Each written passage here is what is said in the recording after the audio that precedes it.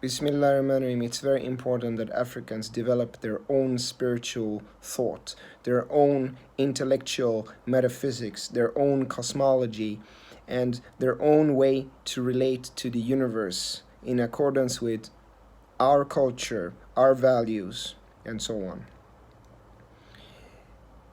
Therefore, W.E.B. Du Bois, Dr. Ibn van Sertima, Sheikh Anta Diop, the Nation of Islam and those people, Reverend Phil Valentine, and the Egyptian Kemetic metaphysics people are very, very, very important in this time period and going forward.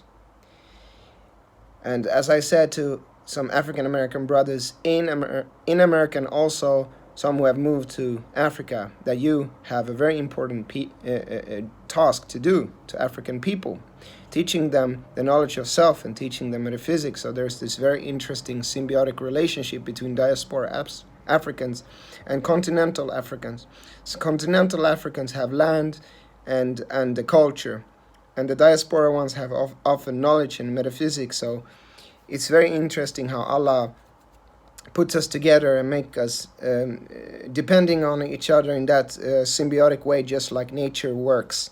The bee needs the flower, and the flower needs the bee, and the flower needs the earth and the water, and it is all one being in many manifestations, tajalliyat.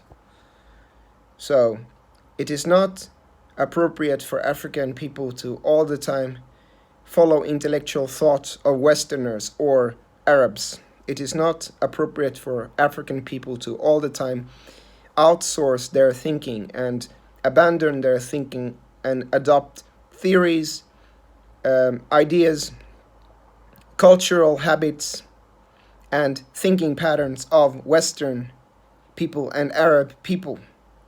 This is natural that such is the case because of 400 years of slavery from Europeans, probably 1,300 years from Arab people. So it is not strange that it is the case, but we have to break free from this because we are free. And the one who studies the life and history of Sheikh Ahmad Tijani radiallahu anhu knows that Sheikh Ahmad Tijani spent most of his time freeing slaves. He was very, very big on freedom and freeing slaves. Sheikh Ahmad Tijani even quoted a hadith that nobody else has quoted except Sheikh Ahmad Tijani, according to one scholar, where Prophet ﷺ said, "When I leave you, do not start enslaving each other," when Prophet spoke to Arabia. Indicating that in that hadith, Prophet ﷺ knew that the Arabs would start conquering and enslaving other people of the world. This is furthermore confirmed in one of the hadiths where Prophet Muhammad ﷺ said that, 4 generations after me will no longer be of me. So there has been clear prophecies that this way that he taught, which was known as Islam, would fall astray. Anyways, it is not customary.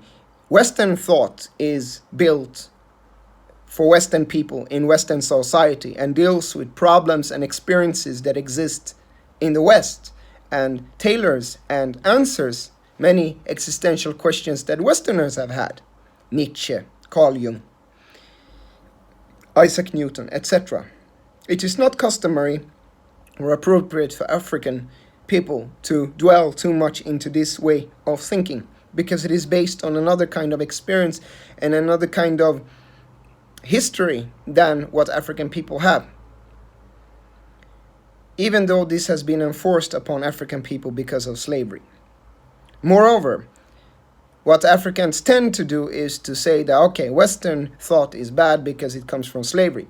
But the alternative is that African people tend to adopt a lot of Arab thoughts. And this is equally as bad, if not even worse.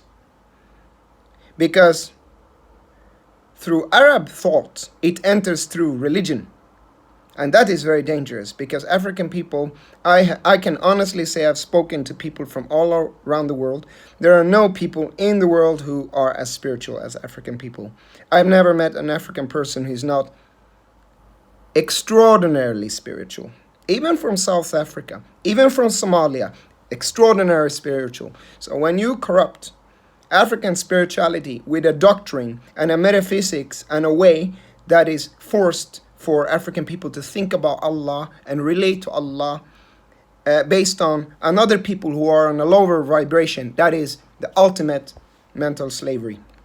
And this is why many spiritual people criticize what you know as religion, which in reality is forced thought forms. It is not Dini Allah, it is not Deen al-Islam, it is not the way of Nabi Mustafa sallallahu alayhi wasallam. No, this is Arab culture, Arab thoughts, Arabic scholars who try their best to understand the teaching of Rasulullah sallallahu alayhi wasallam. One example. It is not customary for African people to become excessively extreme with Sharia. Why is it not that? This is an Arab thing. Because Allah has given the Arabic people that knowledge of Sharia. There is no other people in the world who know Sharia as well as the Arabs. Because Mecca is in Arabia, Medina is in Arabia. They need to keep the form.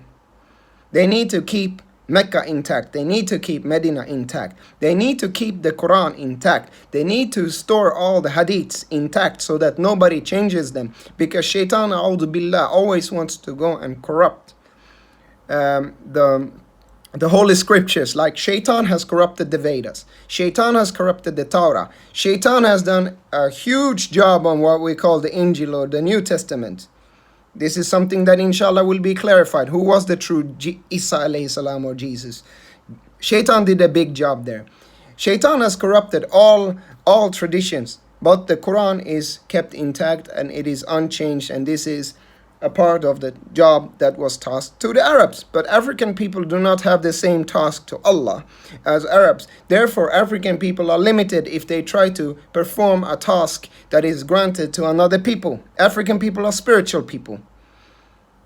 All the great awliya are from Africa. This is a statement by Sheikh Ibrahim Niasse. He said this to Sheikh Hisham Kabani, or maybe he said it to Malana Sheikh Nazim, and Sheikh Nazim narrated it to Sheikh Hisham Kabani. Either way, that the awliya are in Africa because African people are so incredibly spiritual.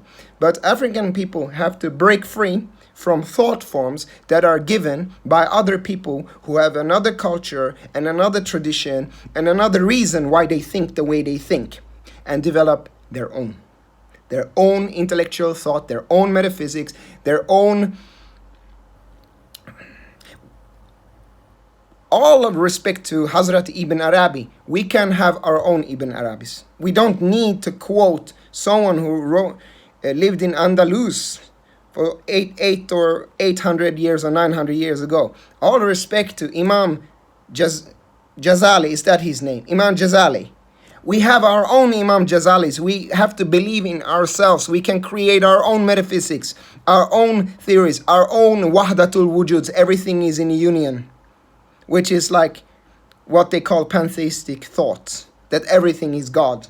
We can create our own. We don't need to say pantheistic or wahdatul wujud. We can create our own metaphysics, our own spirituality, our own theories. This is the point. Hopefully this is clear. Assalamu alaikum. Allahu alam. Assalamu alaikum.